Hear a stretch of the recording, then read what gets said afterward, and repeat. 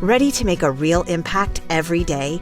Join the Active Day Home Care team and help clients maintain their independence in the comfort of their own homes. Make a difference in someone's life as you provide essential daily assistance and protect their health and happiness. Earn up to $20 an hour and enjoy additional perks like optional daily pay, 401k, paid time off, ongoing educational training, and more. Join a team that values care, compassion, and your professional growth. Visit activeday.com to apply. This is a paid advertisement from BetterHelp. Let's pause and take a moment to talk about something very important. Life has its pressures for everyone, and we often carry the immense weight of expectation to never show weakness, to hide our true feelings, and believe that asking for support somehow makes us less of a person. But bottling things up isn't the answer. It can often lead to feeling down, burnout, or other unhealthy habits. We want to normalize the idea that it's okay to struggle. Real strength actually comes from opening up about what you are carrying and doing something about it so that you can be at your best for yourself and everyone in your life. If you're feeling the weight of the world, or even if things just feel a bit off, I can't stress enough the value of talking to someone. It could be a friend, a loved one, or a therapist. We here at This Week Explained believe that therapy can be incredibly valuable. Whether you've been in therapy personally or not, the broader benefits are clear. It's so helpful for learning positive coping skills, understanding how to set healthy boundaries, and it really empowers you to be the best version of yourself. And it's so important to remember that therapy isn't just for those who've experienced combat or major trauma. It's a tool for anyone looking to improve their mental well-being and navigate life's challenges. That's why we're thrilled to talk about BetterHelp. With over 5,000 therapists in the UK, BetterHelp is the world's largest online therapy platform, having served over 5 million people globally. And it clearly resonates with users, boasting an App Store rating of 4.9 out of 5 stars based on over 1.7 million client reviews. It's also incredibly convenient. You can connect with a therapist at the click of a button, helping you fit therapy into your busy schedule. And you can even switch therapists at any time if you feel it's not the right fit. And here's something special for our listeners. As the largest online therapy provider in the world, BetterHelp is offering our listeners 10% off their first month. What are you waiting for? Talk it out with BetterHelp. Once again, our listeners get 10% off their first month by going to betterhelp.com/thisweek. That's BetterHelp.com/thisweek. Tired of feeling overwhelmed by the headlines? Want to truly understand the why behind the global chaos? Then you're in the right place. Welcome to This Week Explained, your weekly deep dive into the most complex and impactful stories shaping our world. I'm Tiana, and as always, joining me is Kervin. Before we jump into the crucial developments of the week, a quick favor. If you want to ensure you never miss an episode, make sure you're following or subscribed on your podcast platform. It literally takes 2 seconds and keeps you instantly updated. And if you are getting value from what we do here, a simple rating or review on Apple Podcasts or Spotify helps us reach more curious minds like yours. And don't forget the new interactive comments on Spotify. It's a fantastic way to engage directly with the show and other listeners, extending the conversation beyond the podcast. You can also find more fantastic podcasts like ours by visiting leonmedianetwork.com, part of the awesome Leon Media Network. This week, we're diving into the latest from Ukraine and Gaza, and a deep dive into what we're learning about those intense 12 days war strikes that happened recently between Israel and Iran. It's a heavy start, but we'll also look for some genuinely good news bubbling up from the African continent to end this podcast. But let's kick things off with Russia, because President Putin, at their economic forum this week, said some things that, well, they certainly got everybody's attention. So he declared, quite boldly, quote, "The whole of Ukraine is ours," end quote, and even hinted at more beyond that, because of course he did. Kervin, from your vantage point, what do you make of this ramped up rhetoric? Even for Putin, it feels a bit of a shift, doesn't it? Yeah, it absolutely does, Tiana. And Putin's rhetoric, especially declaring what you said there, that the whole of Ukraine is ours. And then he also said, wherever a Russian soldier steps foot, that's ours. I don't consider that bluster. I think this is a strategic declaration. part of his maximalist intent within Ukraine. He's not just talking about the 4 annexed regions anymore. He's laying claim to the entire country of Ukraine. He's effectively denying Ukraine's right to exist as an independent nation. This sets an incredibly high bar for any future peace negotiations. It's a bar that Ukraine obviously can't and will not meet during these negotiations. Now, from a geopolitical standpoint, he's broadcasting to the world, Putin is, more importantly to Russia, to his domestic audience, that Russia's objectives are comprehensive and they are non-negotiable. So much for Trump chewing Putin out on X. That didn't seem to have much effect. Does it? No. I don't think Putin is scared of Trump at all. And it's not just words, is it? We've seen Russia intensify its offensive, particularly in the Sumy region. What are the strategic implications of this push into a new northern front, considering the extensive ground already covered in the east and south? Yeah, you're right. This is a multi-pronged strategy. It's what Russia's trying to do now since the winter months. Now, the push into Sumy isn't just about taking more land. It's about stretching Ukraine's already strained resources as they're trying to fight along this border. Russia is forcing Kyiv to commit troops to defend yet another border. It's pulling them away from other critical areas along the 1,000-kilometer front line that already exist. Now, this creates a dilemma for Ukraine. Do they reinforce Sumy, risk weakening other positions, or do they prioritize the established eastern fronts and then leave the north vulnerable? So Russia's trying to overmatch its opponent. They're trying to do this through attrition and diversion, and it opens up the possibility of bringing Sumy City, which has a very significant population sitter, within artillery range and even drone range for the Russians. This further increases pressure on the civilian population of Ukraine. Speaking of drones, the reports of intensified missile and drone attacks across Ukraine, especially the deadly strike on Kyiv, are just heartbreaking. It feels like a constant psychological and physical assault. Yeah, it is, and that's precisely the aim here. These widespread and sustained missile and drone campaigns serve several strategic purposes. First, they're going to degrade Ukraine's critical infrastructure. We're particularly talking about energy infrastructure, and it aims to break civilian morale and undermine the country's ability to sustain itself. Now, secondly, they tie up Ukraine's air defense assets. This forces them to expend valuable interceptors on these broad attacks, rather than what Ukraine wants to do, which is concentrate these on the front lines. Now, third, these are a projection of power. It's a constant reminder to Ukraine and Ukraine's Western allies that Russia can and will strike anywhere, anytime. So the fact that Russia is ramping up its domestic Shahed drone production and refining its tactics, even using them on the front lines now, this indicates a long-term commitment to this aerial bombardment strategy. So it's a war of attrition on multiple levels, but Ukraine isn't just sitting back, are they? We heard President Zelensky talk about recapturing Andrivka in Sumy and an increase in their own domestic arms production. So what does this tell us about Ukraine's strategic resilience? Yeah, look, Ukraine's resilience has been remarkable throughout this conflict. And its focus on domestic production, like the Sapsan missile and the termite ground drone, this is a critical strategic pivot. For Ukraine, it's them acknowledging the challenges and potential delays in Western aid, which is a reality we've seen play out throughout this conflict over the years.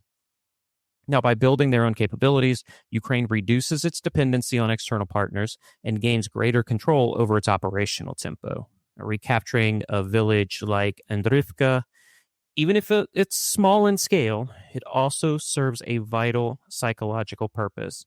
It demonstrates that they can push back. They can push back against Russia, even against this large, more resourced adversary. And it's all about maintaining morale, but really it's about showing the world they are still fighting effectively on their own. And this leads us to the diplomatic front, which seems frankly stagnant. Like I said earlier, President Trump's Twitter chew out didn't quite have the effect that he anticipated it would. Also, President Trump's upcoming meeting with Zelensky at the G7, the lack of a strong joint statement on Ukraine, and Russia's steadfast demands. It Definitely feels like we're in a diplomatic deadlock while the fighting continues to rage on. Yeah, that's a perfect way to put it. It's a diplomatic deadlock. We're just not hearing anything on peace negotiations. Now, Russia's demands, which are permanent neutrality for Ukraine, recognition of annexed territories, those are non-starters for Kyiv.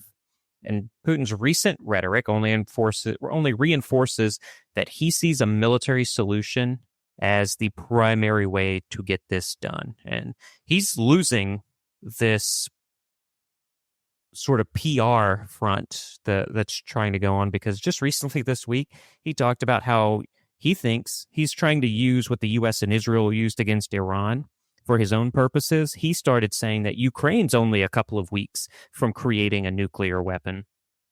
And so he's kind of trying to use that to signal that he needs to attack Ukraine more and more.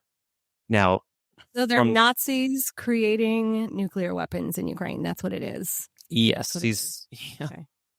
That's Got it. Yeah, the Nazis been his playbook. And you remember they took nuclear weapons away from, and the ability to create nuclear energy away from Ukraine decades ago.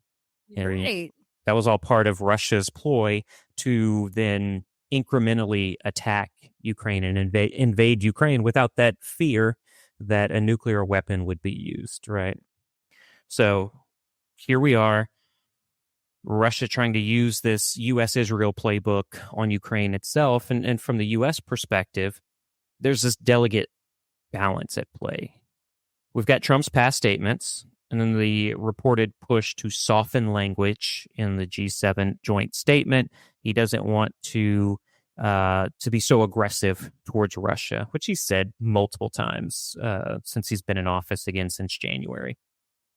And this suggests a desire to keep some channels open with Russia, potentially hoping that they get this bargain in place and they can sign a peace deal that we all know will be much better for Russia than it would be Ukraine. But this risks being perceived as weakening support for Ukraine, which Western Europe would not like, and that only emboldens Moscow. It's a very high-stakes game of diplomatic chess. We also saw Russia's economy minister hinting at a potential recession. Is there a strategic play here for the West to leverage economic pressure, or has Russia simply become too resilient to sanctions? Yeah, sanctions, right? Our favorite word on this podcast. Those things that always work forever and ever. They have never done nothing. They've never done nothing. And I think we're going to talk about sanctions later on in the podcast as well, and how much we love those. But sticking with Russia, look, the economic situation in Russia is definitely something we need to watch. So I keep saying this, their country is in a wartime economy, and they're showing a lot of resilience because of this. This resilience is fueled by massive state spending on defense. I will say, even with all of this massive spending and all this defense production, the warnings of recession from within the Kremlin, that is a significant statement that's getting publicized. Russia's seeing high interest rates, declining profitability in civilian sectors, and a strong ruble impacting exporters. These are all indicators of underlying stress on the economy. Now, the strategic leverage for the West lies in maintaining and tightening sanctions. And what I say there is, and why we don't like sanctions when we talk about it on the podcast, is that they typically don't do much because they're not really enforced. The tight standards of a sanction is not enforced. So if the West can do that, tighten those sanctions, target the specific sectors that feed Russia's war machine, perhaps more importantly, continuing to push for diversified energy supplies within Europe, stop buying Russian oil through different sources, that could really help. That could really hurt the Russian economy even more. Now, it's a slow burn, but economic pressure can, over time, limit Russia's ability to sustain this conflict. It needs sustained, coordinated efforts from the West. And that can be challenging because of how much the Western Europe relies on Russian energy. So, looking ahead, Kervin, what's the strategic takeaway from this past week? Is there any light at the end of this incredibly long tunnel, or are we settling in for an even longer, more brutal conflict? I mean, just based on the strategic posturing we've seen this week, it's particularly true from Moscow. I'm not overly optimistic about a swift resolution. This public rhetoric of all of Ukraine is ours from Russia, it leaves very little room for a negotiated peace that respects Ukraine's sovereignty. Now, the intensification of Russian offensives on new fronts like Sumy and their continued mass missile strikes, this signals a commitment from Russia to a protracted war, one that they can win because it is a war of attrition. I think we have found the phrase of the podcast because we have said war of attrition 3 times so far. It's been creeping in over the last few months, too, right? We continue to discuss how it's a war of attrition. I remember, earlier in the conflict, you stated you thought that's what they were gunning for, was a war of attrition. And then you had to explain it to me and some of our listeners who may not understand know what a war of attrition is, which we appreciate. Thank you very much. But anyways, thank you for that critical look at the situation in Ukraine. But for now, our focus shifts to another region grappling with immense conflict and profound human cost, Gaza. The daily reports can feel overwhelming, but beneath the constant barrage of headlines, crucial events unfolded this week, both militarily and diplomatically. All right, let's start with the latest from the Israeli Defense Forces. They've announced a significant targeted attack, haven't they? They did, Tiana. So on Friday of this past week, the IDF confirmed that they killed Hakham Muhammad Issa Al-Issa. This happened in a strike within Gaza City. And if you don't know who Al-Issa is, he was one of the co-founders of Hamas's military wing. And according to the IDF, he is one of the last remaining senior Hamas terrorists in Gaza who was part of the planning and execution, and he held high-ranking positions before October 7th, planned the October 7th attack. So they're linking him directly to the October 7th attacks. Is that what you're saying? Okay. Yeah. So that's the justification here. Yeah, that's right. So targeted strike against an individual that was directly involved in those October 7th attacks. And the IDF stated he played a significant role in the planning and execution of that massacre, which, as we know, resulted in 1,200 Israelis killed, more than 250 were taken hostage. And the IDF also claims he was actively working to rebuild Hamas's organizational systems that were damaged during this long-going, another protracted war. They also said that he was advancing attacks against Israeli citizens and IDF troops. So a key figure has been removed. But even with these targeted operations, the humanitarian situation in Gaza remains a nightmare. And we're seeing persistent reports of civilian casualties, especially around aid distribution. They're getting desperate. They're trying to go for the aid, and they get shot for it. Right. So the Hamas-run Palestinian Ministry of Health was reported over 500 Palestinians have been killed near aid sites since May 27th. And we've heard of eyewitness accounts, including from those who have been wounded, that described Israeli troops were firing at the crowds trying to get aid. There are even reports that weapons experts listened to the gunfire and found that gunfire rate was consistent with Israeli military machine guns. But the IDF is denying these specific allegations, aren't they? They're saying their directives prohibit deliberate attacks on civilians. Yep, they are indeed. You would expect nothing less from any military, really, right? I mean, no one's going to admit that. Oh, we are directed. Gains on purpose. Right. Now, the IDF has strongly rejected these reports.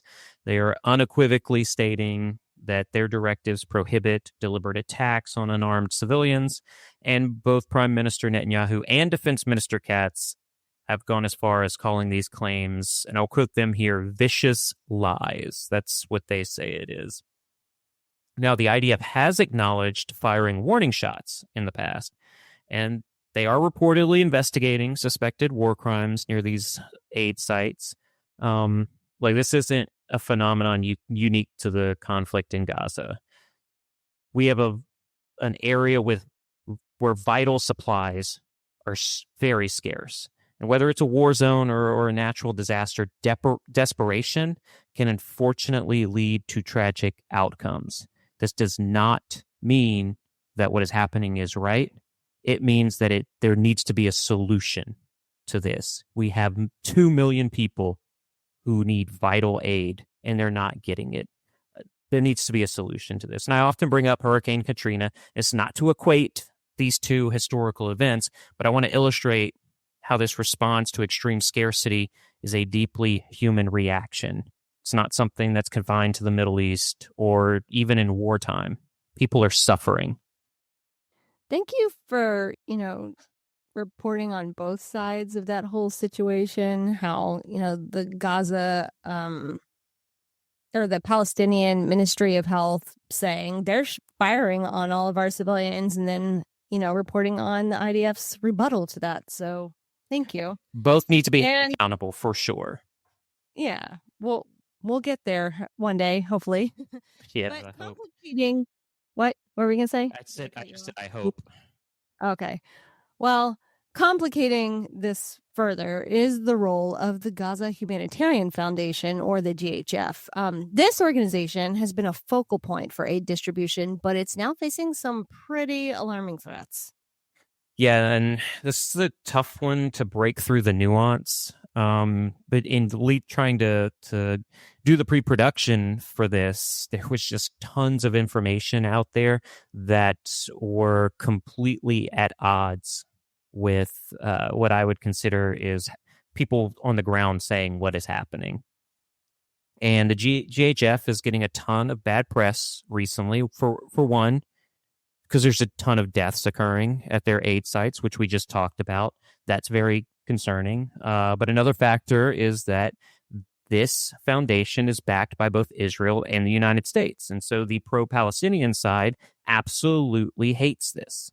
They think that they're not giving any aid because it's Israel, and Israel does not want Palestinians in this area. So I'd say getting accurate reporting from either side of this situation is very tough. That means I'm going to break it down with what I know and what is being reported. And then, this is how we do here. I'm not going to give you an opinion on this. I'm just going to tell you what I've read, what I have heard, and then I'll leave it up to you guys to believe it or just dismiss it. Oh, you'll give your opinion. I'm going to try to this. I'm going to try to not do that for this. I'm sorry. Okay. Well, we give our opinions. Come on, man. But I know. So what is being reported? All right. So this is coming from the GHF, and they are reporting that Hamas has allegedly placed bounties on its workers' heads.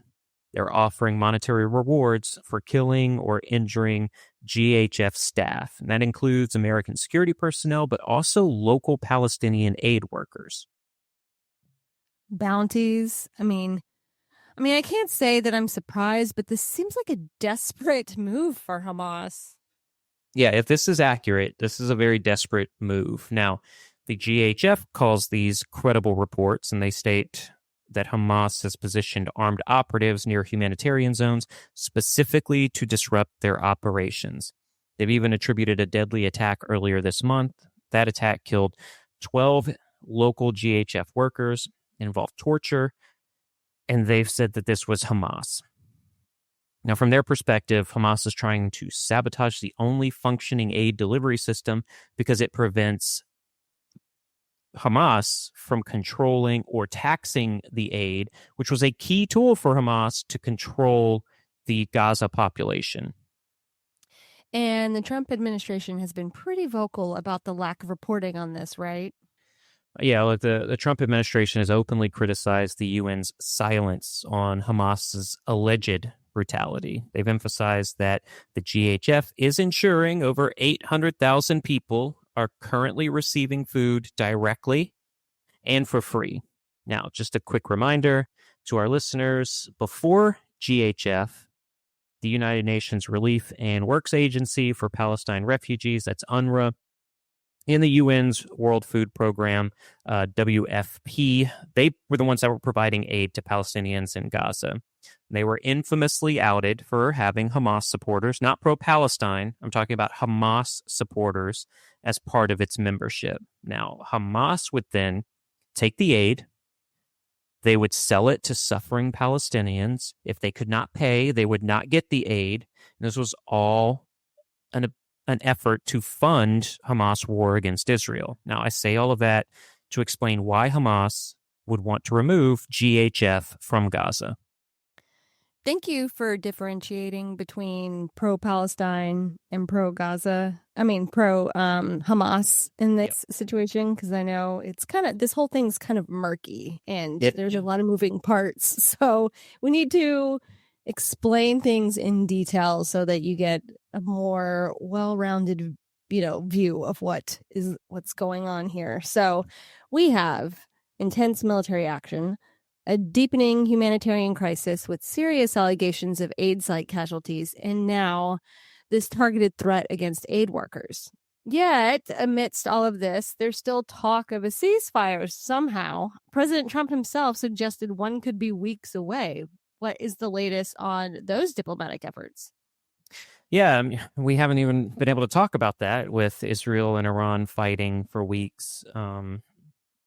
So I'm glad you bring this up, because I do want to get into where we are on ceasefire negotiations. And President Trump did say he believes a ceasefire could be reached within the next week.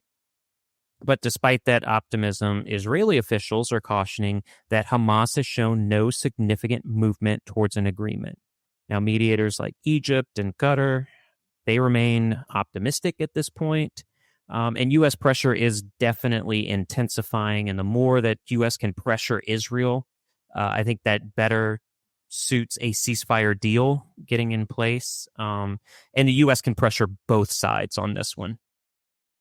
So what are the key sticking points? Because it feels like we've been here before. For years, right? Hasn't been 2 years yet, but like 18 months of ceasefire negotiations, right? And it largely comes down to the same core issues. So the U.S.-backed proposal envisions a 60-day halt to fighting with a staggered release of around half of the living and half of the deceased hostages in exchange for Palestinian prisoners. Now, in those 60 days, humanitarian aid would expand, but Hamas continues to demand an upfront commitment from Israel to permanently end the war. And we all know Israel refuses to do that. Now, Hamas also wants Israeli forces to withdraw from their current positions during the 60-day ceasefire, and they object to the GHF managing aid distribution, preferring their friends within the UN to do that. Gee, I wonder why that would be. Right. So what about Israel's demands for a permanent resolution? So Israel wants the disarmament of Hamas, the exiling of what is left of its leadership, and even the relocation of some of Gaza's population to Egypt and Jordan.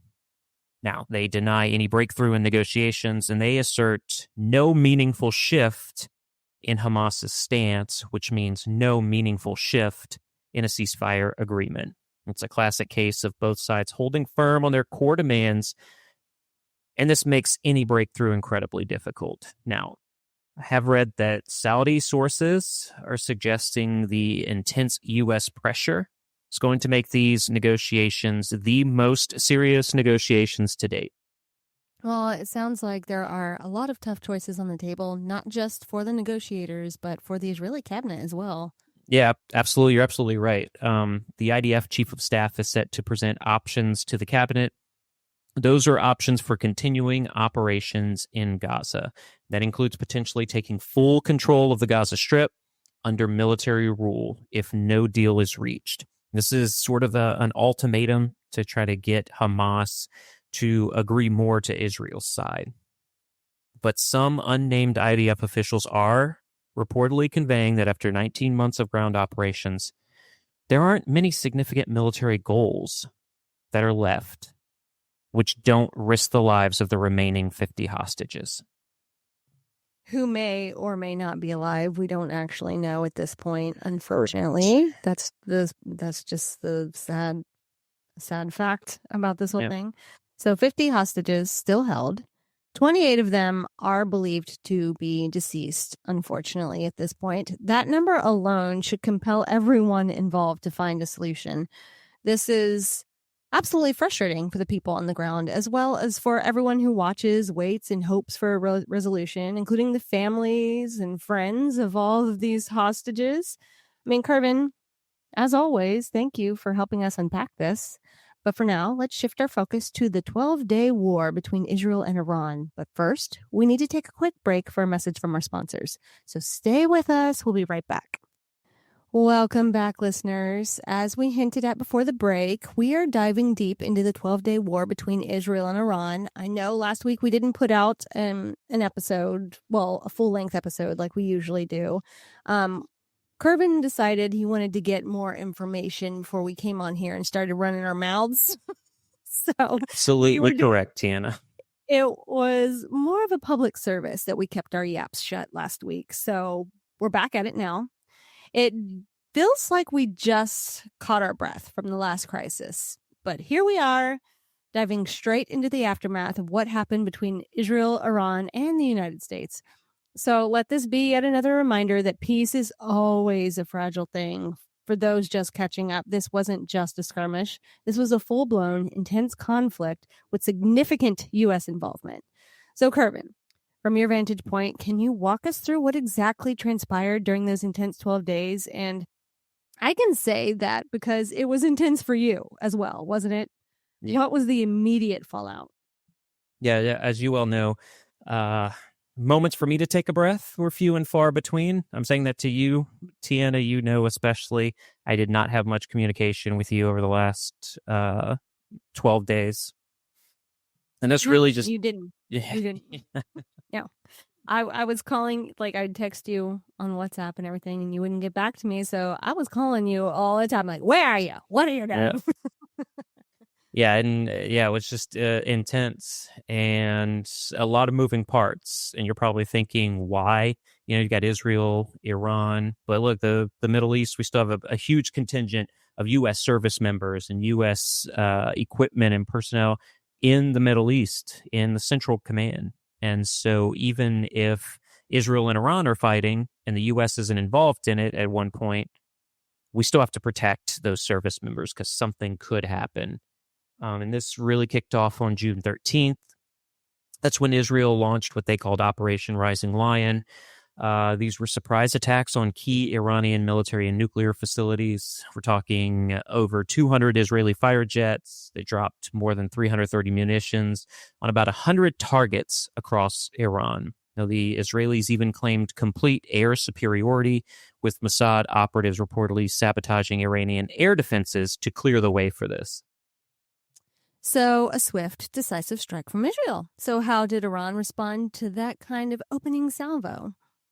Right. So as we reported, the last podcast we put out together, Iran retaliated with Operation True Promise 3. This is the third strike, or the third intensive strike on Israel.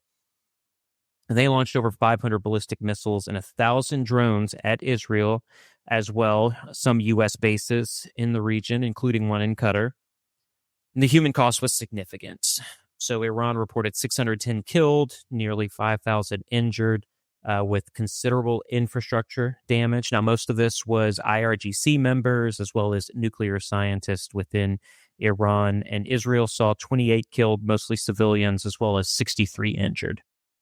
I mean, that's a heavy toll on both sides. And then the U.S. got directly involved, right? Yep. So that was June 22nd. The U.S. executed Operation Midnight Hammer.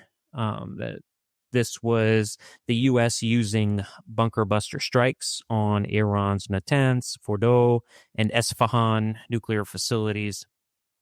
This was a clear signal of intent. The U.S. did this purposely to support Israel in an offensive effort. And the conflict, very quickly after that, led to a ceasefire. The ceasefire was brokered by the United States, and that took effect on June 24th. President Trump was even the one who coined the term the 12-day war for this conflict. The 12-day war. The name itself sounds so definitive, almost like the chapter is closed completely. But we know in this region, very little is ever truly over. So was the ceasefire genuinely stable, or was it merely a pause in the fighting? What does stability even look like in such a volatile landscape? Yeah, fragile. That's the word that quickly comes to mind. Now, Trump announced the ceasefire minutes after both sides were still threatening new attacks. After the ceasefire was supposedly agreed to, Iran even launched another attack. And I think that was sort of Iran's test, or perhaps a sign of internal disarray within Iran. We agreed to the ceasefire, but oh wait, we're going to send more missiles to Israel because we had already planned to do that. Now, the Middle East, as we know, it's far from stable. From an analytical standpoint, to me, this seems like a temporary pause. This is not a fundamental shift. People are still on edge within Israel and within Iran. And the military objectives were largely achieved, I would say, between Israel and the United States. We saw Iran's nuclear program be degraded. Its missile arsenal has been halved. And its proxies, like Hezbollah and the Houthis, those two proxies were very much silent during this conflict. But the underlying tensions, the strategic ambitions, that hasn't gone anywhere. And it's a strategic reset, not a resolution. See, that's the part that always worries me. Like, we see the headlines, the military actions, but the deeper currents of animosity and ambition remain in place. And speaking of headlines, President Trump's rhetoric throughout this has been Trump. Like, how has his unique approach, especially on sanctions and his claims about saving Khamenei, shaped this dynamic? Yeah, look, Trump, very Trumpian, right? I think his approach is a masterclass in transactional diplomacy, Tiana. He explicitly stated he halted plans to ease sanctions on Iran immediately after Supreme Leader Khamenei publicly downplayed the success of the U.S. and Israeli airstrikes. At that point, so before that, he had been working on measures for Iran's full, fast, and complete recovery. But then Khamenei went on Twitter and he made what Trump would call a statement of anger, hatred, and disgust. Sorry, didn't say the T there. And that got Trump very pissed. And so he put the sanctions back on Iran. And it's a direct reactive link between Iranian rhetoric and U.S. policy. He shouldn't have run his mouth on Twitter before the sanctions were lifted, although Trump would have put them back in place immediately regardless, I guess. But yeah, once Israel asked for him to. And they had been working so hard on getting those sanctions lifted, and then he just ruined it with a tweet. Or are they called tweets on X still? I still call it Twitter. I'm just waiting for Musk to sell it to someone else and it become Twitter again. But also let this be a lesson. Stay off of Twitter. Yeah, it doesn't go so well. It doesn't. I mean, it seems like it kind of, it gives you access to public figures and stuff, like closer access to, because they're supposedly, using these Twitter accounts on their own. And then it always backfires whenever you. Yeah, I think it's like, it sounds great in theory, right? Well, we get access to these elected officials that some of us look up to. I wouldn't say everyone looks up to, but there are people who look up to them, and then you get a look into who they really are, and you immediately never meet your heroes, right? Yeah. And you're like, oh, you're an idiot just like me. Okay, cool. We're all just human, you mean? We're humans. Even that these people put on a pedestal. So, anyways, sanctions relief was on the table. And then it was off the table, just like that, in a tweet. So it feels personal, like almost like a negotiation that's happening in public. It is. That's exactly what it was. There was also this extraordinary claim that President Trump saved Khamenei from assassination. He actually said he knew the exact location of Supreme Leader Khomeini, and that he refused to authorize this killing. He even blocked a large Israeli air operation that would have killed many Iranians. Very Trumpian of him, Trump-hyperbole there. And this adds a highly personal, almost theatrical element to the U.S.-Iran dynamic. It's designed to, I think, stoke tension, confuse and apply intense pressure on Iran as we go through this. And this is all part of his maximum pressure diplomacy, and we're seeing this play out in real time. It's certainly confusing from the outside, and the maximum pressure campaign, that's been a cornerstone of his policy, hasn't it? Yeah, it has. This has been true since his withdrawal from the Joint Comprehensive Plan of Action, or the JCPOA, the JCPOA, that he withdrew from that in 2017. The JCPOA was signed in 2015, and the goal is to sever Iran's revenue and compel it to cease uranium enrichment. They've targeted everything from shadow banking networks to illicit oil traders. Even entities supporting Iran's drone and missile programs are targeted. Now, the stated objective is to deny Iran all paths to a nuclear weapon. But then there's the China factor. He publicly said China would continue buying Iranian oil, and that seems to contradict the whole maximum pressure idea. Yeah, it's quite the reversal, isn't it? Especially towards a government that's considered the number one economic and military adversary to the United States. This actually surprised a lot of people, even within Trump's own administration. One senior White House official tried to walk it back early on, but even though that happened, the signal was sent. What I mean by that is China already accounts for 90 to 95% of Iran's oil shipments, and after Trump's statements, China's imports surged to record levels, and it averaged 1.8 million barrels per day. They're also getting it at a discount, and they've built a dark fleet of ships to go through this. And they also use the yuan to make payments on this, not the US dollar, which is supposed to be what all oil is traded at. And the reason they do this is to circumvent sanctions. So China is essentially providing a crucial economic lifeline, and it undermines the very sanctions that were designed to cripple Iran. It sounds like trying to drain a bathtub with the faucet still running. That's exactly what's happening here. And it's why we are so negative on sanctions. I told you we'd talk about sanctions and how we hate them again, and here we are. I think they're being used not for economic strangulation, but they're being used as a flexible instrument of political leverage. So what we're seeing here absolutely risks undermining the long-term credibility of the sanctions regime. That's what I call Western Europe and the United States. Well, it certainly makes you wonder about the true intentions behind some of these moves. Now, let's turn back to Iran. Their public stance has been incredibly defiant, claiming victory despite all of these strikes. So what is really going on behind the scenes with their messaging? And what about this alleged assassination plot against Khamenei? That sounds like something out of a spy novel. I've seen Iran's put out a lot of AI images to prove that they... Oh, I love Iranian AI images. It's one of my favorite things on the internet these days. Like they claimed they shot down one of our fighter jets or something, and it's massive. It's literal. All the people, they have hundreds of people surrounding this city-sized plane. Yeah, I believe they said they shot down an F-35, and I have seen an F-35 in person.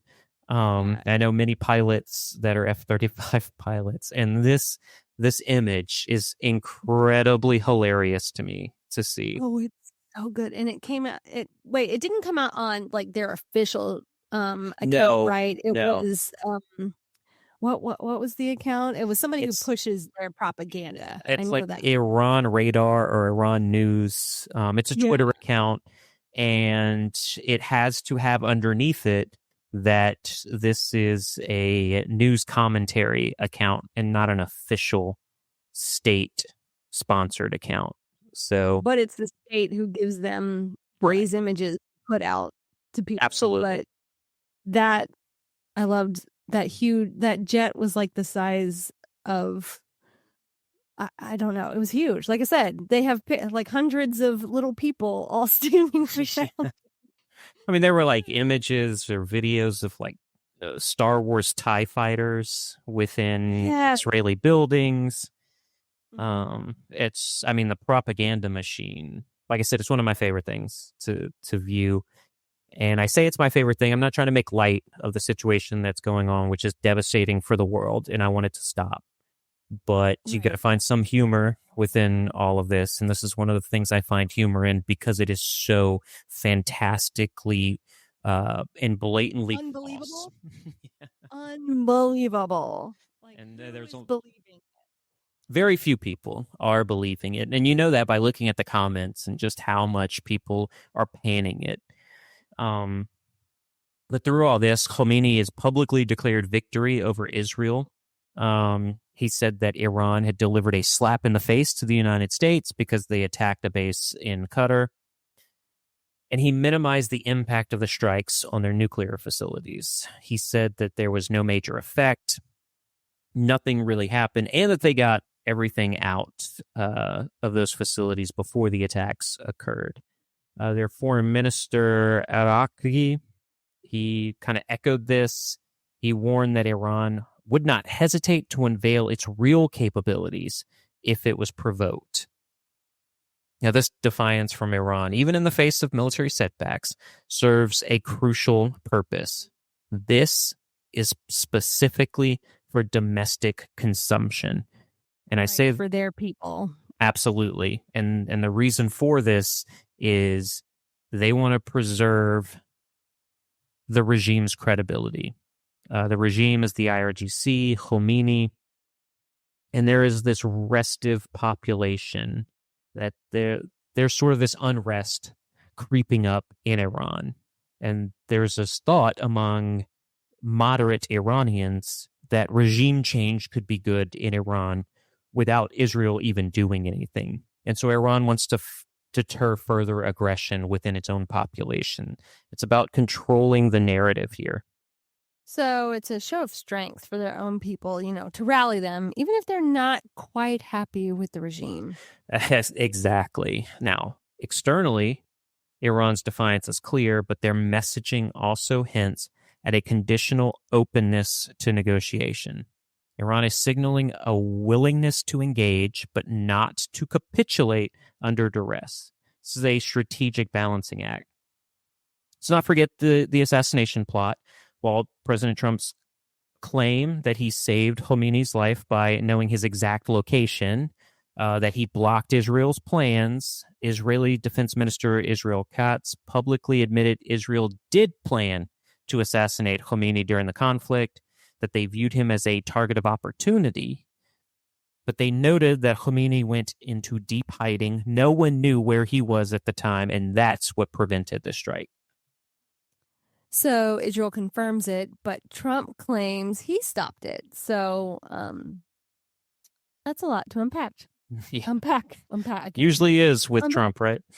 Yeah. Okay. But the fact that it was even considered and that Khomeini was reportedly sheltering in a bunker shows how high the stakes truly were. Yeah, look, it escalates the nature of the conflict significantly. Targeting leadership moves beyond infrastructure.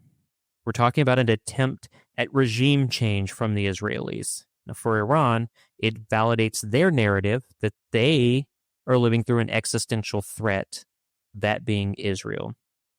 And that can potentially unify a divided populace. Now, for the U.S. and Israel, this demonstrates resolve, but it risks international condemnation and unpredictable retaliation. So, post-ceasefire, Israel has reportedly ruled out immediate assassination attempts, but as always with the Middle East, we're going to see if that holds. And Israel can be pretty sneaky sometimes, Yeah. They're not going to tell everybody their plans. What'd you say? Pagers. Oh, yeah, pagers. Yeah. So let's talk about the nuclear program itself now. The report says Iran's centrifuge enrichment program was effectively destroyed, So how effective were these strikes, and what capabilities does Iran still possess? Is the threat truly gone, or is it, like Iran said, we hardly made a dent in anything? Well, I think effectively destroyed is accurate for their centrifuge enrichment program. The U.S. and Israeli operations caused massive damage to Iran's nuclear infrastructure. It set them back significantly. Now, whether that's setting back months or years, we just don't know right now. What I can say is that Natanz saw most of its centrifuges eliminated, others severely destroyed or damaged. Fordo, which is that deeply buried nuclear site, it sustained significant damage. That's because 12 30,000-pound bunker buster bombs likely destroyed cascades responsible for nearly 90% of Iran's 60% enriched uranium production. That's a lot of numbers to throw at, but as we've talked about on this podcast before, anything above 60% enriched uranium is a red flag for the United States and Israel, because that can then produce a bomb that could be used against Israel. Now, the Arak heavy water reactor was also likely destroyed, and that eliminated a potential plutonium source. They even eliminated at least 14 nuclear scientists. So, despite what Iran said on Twitter, X, oh my gosh, I obviously don't have there, so that's why I can't get the name right. So, despite what Iran says on social media, it was a major blow. So, does this mean that their timeline to a nuclear weapon has been pushed back years, or? Like I said, yeah. So, is it months? Is it years? That's really the discussion. But the estimated time Iran would need to build even a non-missile deliverable nuclear weapon, what I can say is it has increased significantly. That timeline has increased significantly. It's going to take a long time for them to recover their pre-attack capabilities. But, and this is crucial, while the capacity for rapid overt enrichment is degraded, the material itself and some foundational components for future reconstitution, that persists. The, quote, residuals, end quote, as the report calls them. So what exactly are we talking about here? Yeah, we're talking about existing stocks of 60%, 20%, and singular percentage points of enriched uranium. Once again, anything over 60% is a concern to the U.S. and Israel. Also, the centrifuges that were manufactured but not yet installed are still there.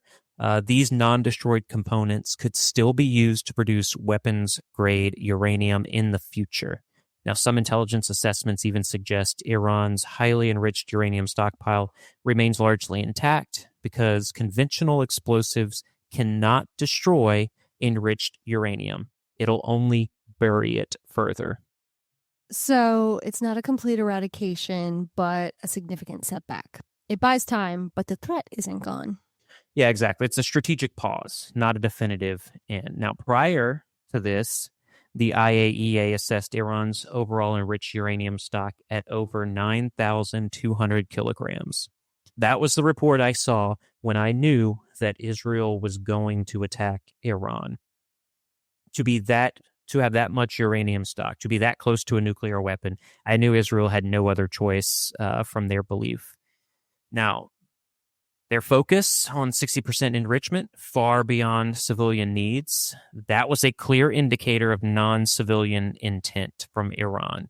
The IAEA despite what they tried to say, but exactly. Tried to say we're doing this for energy purposes. This is for our civilian population. Absolutely. Yeah. So anything over 60% is not for civilian use. And so that's how we know Iran wants a weapon. They want to become one of the big boys with a nuclear weapon. And obviously, through other forms of intelligence, we understand that they want to use that against Israel. The IAEA Director General emphasized the need for a cessation of hostilities to resume vital inspection work and verify Iran's stockpiles. I can say that's not going to happen, no matter what the Director General asks for, because Iran's not going to let them in there anymore. And Trump, for his own purposes, also stated that any future talks would demand Iran surrender its remaining enriched uranium. That is a critical point. The material is still there, so Iran can start their nuclear program back up, with obvious delays due to Israel's and the United States' actions. But Kervin, we've talked about some really heavy stuff today, from the lasting ripple effects of the U.S. strikes on Iran's nuclear facilities to the intricate dance of powers in Europe and the Middle East. It is a lot to take in, even for us. But before we sign off, I wanted to turn our attention to something that, against all odds, offered a flicker of hope this week. For those who might have missed it, the Democratic Republic of the Congo and Rwanda signed a significant peace agreement this week.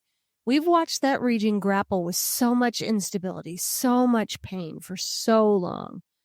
So, Kervin, what makes this agreement particularly noteworthy in your analysis? Well, Tiana, what stands out here is the comprehensive nature of the agreement. It's not just a ceasefire. It actually addresses the underlying issues. So they're committing to mutual respect for sovereignty and territorial integrity. This has been a huge flashpoint. They're explicitly moving away from military solutions. They're acknowledging the need for political resolution. And most importantly, they're establishing a joint security coordination mechanism and a regional economic integration framework. That last part, the economic integration, that is crucial. It suggests a long-term vision moving beyond just stopping the fighting to actually building shared prosperity. So it's not just about stopping the immediate bloodshed, but trying to address the root causes of the instability, the economic drivers that so often fuel these conflicts, especially in resource-rich areas like the DRC. It's hopeful. Yeah, it is. And it has to be. We've seen peace deals come and go. Some are stronger than others, but I think this one has the backing of certain key international players. It's got the backing of the African Union, it's got the backing of Qatar, but most notably the backing of the United States. That kind of sustained international engagement, especially in the Joint Oversight Committee that's going to monitor the implementation of this is truly vital. It reminds me of the time I spent in Iraq and Afghanistan, and we would have agreements, we'd have ceasefires, and we'd have peace, and they'd crumble because there was not that consistent external push for accountability. This seems to be different. This seems to be trying to avoid that lack of accountability. Well, as someone who has lived through your rotations and deployments with the constant worry and the updates from afar, any news of de-escalation, of a genuine attempt at peace, feels like they can take a deep breath finally. Yeah, it really does. And for the people on the ground in the DRC and Rwanda, this isn't just geopolitical maneuvering.